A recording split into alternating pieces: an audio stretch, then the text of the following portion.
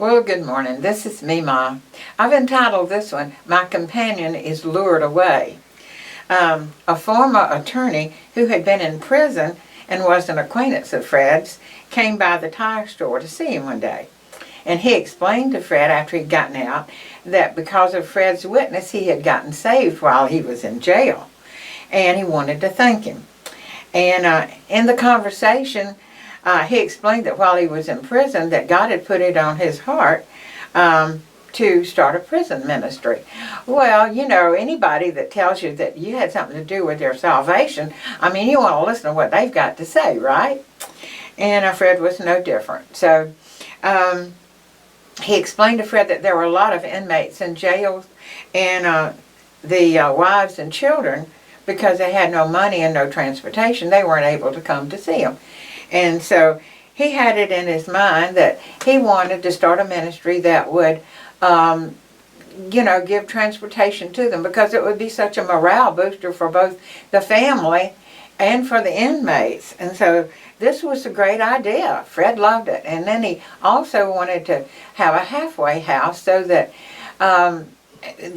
he wanted to work towards having this halfway house so that people that were in prison could have a place to get reestablished and get back into society when they came out, or even people that were going to be sent to jail for a misdemeanor, that they could come to the halfway house with monitors. They could still go to work, but they could be in-house monitored when they weren't working, and then that way they could still work to provide for the family, and they'd have a place to live. Well, Fred was really sold on the idea, and he told him, well, I'll do anything I can to help you. Well, I mean, a week or so later, his newfound friend came in, and he gave Fred a brochure that he'd made up for the ministry, and Fred was now the president. Well, I mean, Fred hadn't said that he would be a president, but our friend says, well, I can't be the president, and I can't sign any checks from a bank because I've been out of jail. He said, so, you can be the president and you can sign the checks so that we can do this. So I didn't like that, and I never felt that I was to join in any of this, but Fred, hey, when after he got saved, he was ready to be used by God. I mean, I want to do something for the Lord. So this was his opportunity. And so I got to tell you, this guy was a real hustler. I mean, he got this place to have. It was a really nice building there on Victory Drive. Nice place, a lot of rooms, and he had secured that. And he had purchased a used van, and he got a new copier.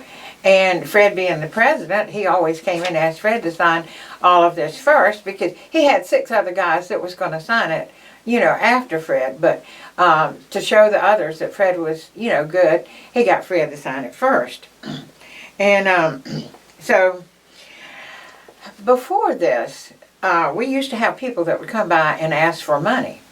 And they wanted to borrow it, and they'd give us a good sob story, and I promised on my mother's Bible that I'll pay you back. Well, I don't remember any of them ever paying us back, and I don't know about you, but if anybody owes me anything, I expect them to pay it back. I don't care if it's $1.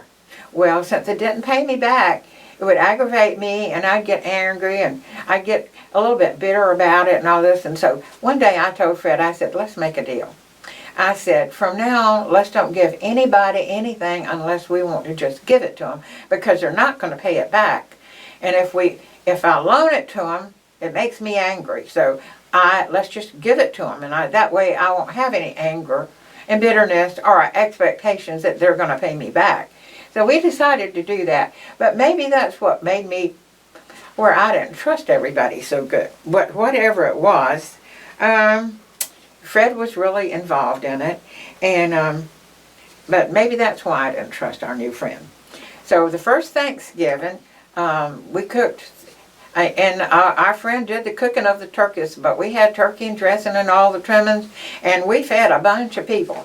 And Fred actually went with them on the first bus load that they carried to the prison to see their families. And, oh, I mean, he was really sold on this. This was a great idea. But one thing that had happened, that my nephew had somebody that had just gotten out of prison, and we told him, well, we got a halfway house that Fred's working with, and, they'll give him a place to stay and help him get on his feet. Well, I was real disappointed that all we had to give him was a night's lodging, and there wasn't even any acceptance, I didn't feel, from the people that were running the ministry. But anyway, I can't always have my way, and I can't help from being disappointed. So, I mean, I made excuses. Well, it wasn't long before he hired a secretary. And so a few months later, the secretary's sister came to Fred, since he was the president, and told him that they were having an affair. Well, Fred talked with one of the other 6 men that was in there and asked him to check it out, because he spent a lot of time down at the ministry. So he told Fred, I don't think nothing's going on. So we put it to the side, but it wasn't long before the sister came back and told him they were having an affair, and Fred asked the guy again to look into it. And then Fred talked to his new friend and told him. Well, his friend said, nah, there's nothing going on. So Fred believed him. And so one day when we were into the ministry, they had a meeting, and it was after work. So I was with Fred, and I had no place to go except stay in the office while they were meeting in a back room. And I did not go there with any intentions of checking anything out, but while we were sitting there, I just happened to open the drawer to the desk where I was sitting looking for something to read, and there was the checkbook. Well, okay.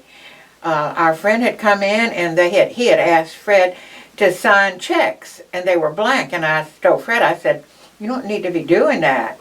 He says, well, he said it was for the rent, it was for the van, it was for the copier, and so he went ahead and signed the thing.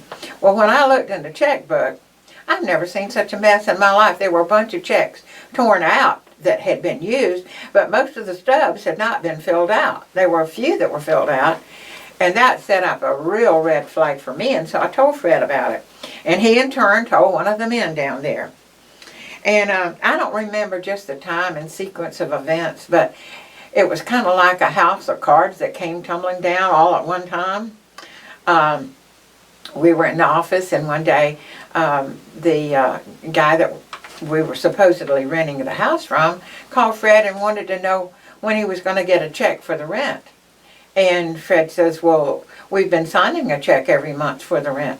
He said, I haven't been paid since your friend came down and asked me to rent the house. So then we've come to find out that there have been no payments made on the copier. There have been no payments made on the van. And so here Fred found out that he was the only one that had signed anything. The other 6 guys hadn't. So Fred was solely responsible for this ministry and for all of the money that was owed. So I went out of town that weekend because I already had a prior commitment, but Fred said he was there alone by himself, and he couldn't wait until when I got back to tell me what had happened. He said, I was so agonizing over this because I didn't know what to do. I knew I was responsible for what was going to happen. I didn't want the ministry to go down because I thought it was such a good idea.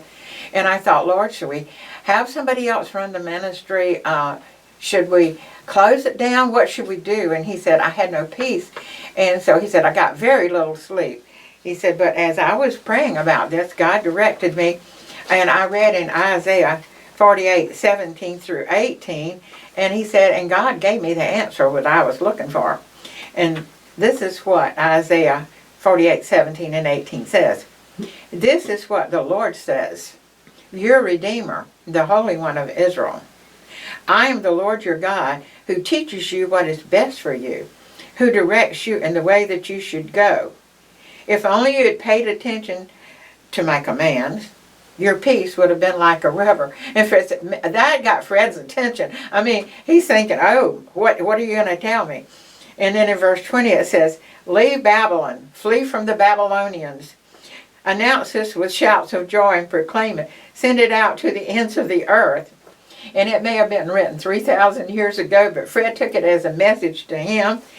And he really took a lot of embarrassment on his part to have to call his pastor friends who he had already gone to them and asked them to put the ministry in their budget, and some of them had. And then he has to go in and tell them that, listen, it's all fraud, and I trusted somebody and I've been duped, and I'm sorry, but you need to know about it. So he was shouting it to the ends of the earth, don't mess with the ministry anymore. And then without telling his new friend, because he didn't want to have any altercations with him, when he wasn't there, Fred went and picked up the van. He also picked up the copier. And he was able to sell the van and get the money out of that to pay it off. And he was also able to sell the copier to our church. And the guy that had been renting the building put a lock on the door, so the ministry was closed without any conversation about it at all. And so we ran into our friend a couple of years later, and he came up to Fred and says, well, Fred, I've forgiven you. And I thought, you have forgiven Fred? Well, I didn't quite understand that, but whatever. But the thing that was so good and that we learned from it was we did not allow a root of bitterness or unforgiveness or retaliation to spring up in our heart. And as I was typing this, I thought, that reminds me of Romans 3 and 4, where it says, what if some did not have faith? And certainly our friend did not have faith in God, because he was having faith in his own way to do what he did. Will their lack of faith nullify God's faithfulness? Not at all.